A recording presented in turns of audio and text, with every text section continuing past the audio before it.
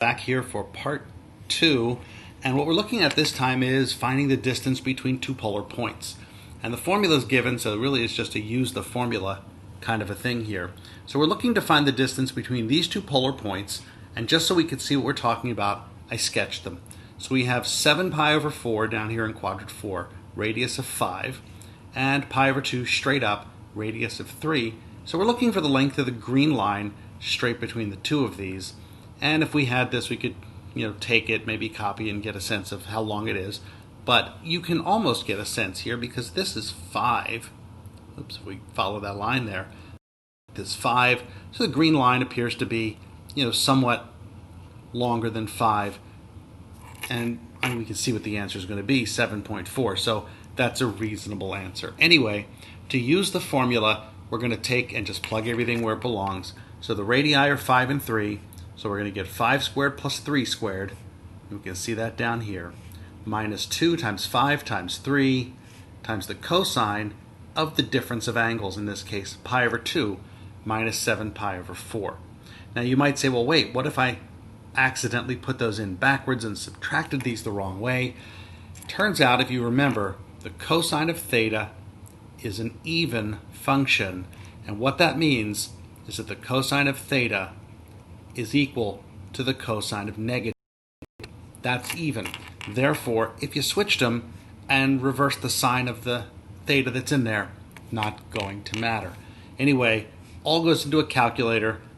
Make sure you're in radian mode because those are radian angles, and there's the answer. Second problem here, I'll get myself out of the way, is it's basically the same thing. You just had one additional step. We're looking for the distance between points on a graph. The graph I plotted here using Desmos, and between pi over 6 and pi over 4, it's these 2 points. And once again, we can see the straight line distance.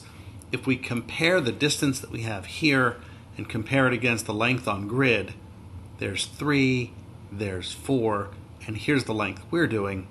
Looks to be a little bit more than 1. And that's what it is. So again, just a visual check of this. So what do we need? Well, we need the actual coordinates, and that's what I did up here. We need to know the r values that go with the theta values. So I'm using the formula. R1 goes with pi over 6. So we plug in pi over 6, do the calculations, and R1 is 3 plus root 3. R2, by the same measure, turns out to be 3 plus root 2. So I now have my two full coordinates. I just plugged everything into place. I left everything in its most exact form instead of writing out decimals for all these things. Let the calculator do the work, and there's the answer. The last problem that I had for you to work here, a little more complicated. This problem is looking at the intersection of two polar curves. So the polar curves are given. It does say sketch the graphs. I did that here. We have this rose curve, the one that's sort of in purple, and then this black curve that has the little loop in it, this limison is what that one's called. It's clear they do some intersecting. It's very hard to see where, but all of the intersections occur kind of in this region, so I zoomed out on that and got a little bit better of a sense. And I can see that the two loops at the bottom are very close, but they're different here. The intersections occur at the bottom and at the origin. There are 2 more intersections. I wrote approximate because I'm not quite sure where they are, but I know they're in there somewhere. So what we did was, we're looking for intersections. How do you do that? Same way as always. Set the equations equal. Set the r's equal to each other. So I set r1 equal to r2. This is a trig equation with a little twist. And that is, you've got a cosine 2 theta and a sine theta living in the same equation. But if we use the identity for cosine 2 theta, and I'm going to use the one that says 1 minus 2 sine squared theta because we already have sines on the other side. So if I replace the cosine 2 theta with this particular version of the identity, it allows me to bring everything to one side, and it's quadratic. 2p squared minus 3p plus 1, or if you leave the signs where they are, these are the factors. This leads me to a sine theta is 1/2, and a sine theta is equal to 1. That gets me 3 different angle solutions. Those are my angles. We need to go one step further and find the actual coordinates. So to do that, since these are intersection points, it really shouldn't matter which formula you go with. Take pi over 6, plug it back somewhere to get the r. And the r should be the same because they're intersecting curves. So I went ahead and did it for both. I got r equals a half using either one for pi over 6. Turns out if you put 5 pi over 6 in, do the same thing, you'll get another 1/2. These two coordinates that we just found here, they show up in these two positions. And if you notice, there's pi over 6 heading this way and 5 pi over 6 heading this way. The last solution comes from sine theta equals 1. That gets us an angle of pi over 2.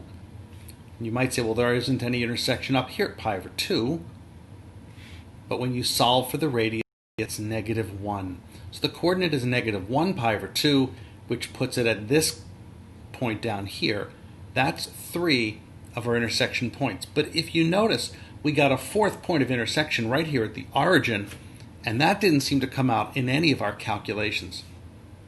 So I asked the question down below, and I asked, well, where is the 0, 0 coming from?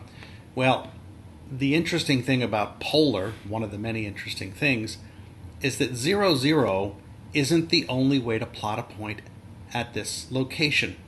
This is an r equals 0. So anything with 0, 0 pi over 3, 0 pi over 4, all of these plot at the same location.